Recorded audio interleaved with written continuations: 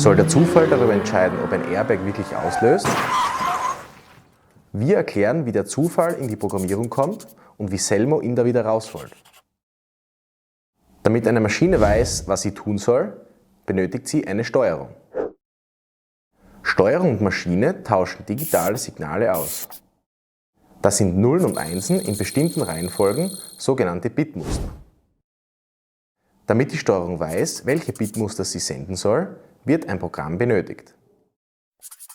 Für das Programm beschreibt der Programmierer den gewünschten logischen Ablauf und definiert Zustände und Zustandsübergänge.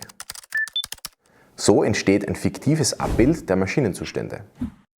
Da Programm und Maschine beide eine Ist-Situation darstellen, stimmen sie nicht immer überein. Um Fehlerzustände der Maschine zu erkennen, muss der Programmierer diese deshalb im Programm beschreiben. Das Problem: Die Summe aller möglichen Bitmuster verdoppelt sich mit jedem zusätzlichen Signal. Ein großer Teil der Fehlerzustände bleibt daher undefiniert.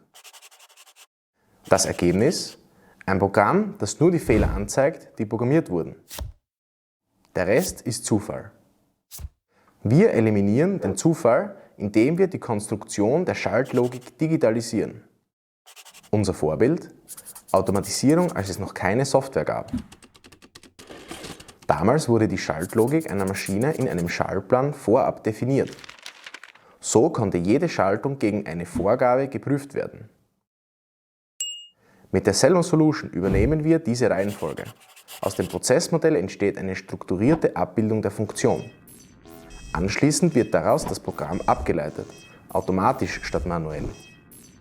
Die Summe aller Bitmuster, die von der Maschine ausgegeben werden, entspricht den erlaubten Zuständen. Alle anderen Bitmuster werden automatisch als nicht erlaubt definiert.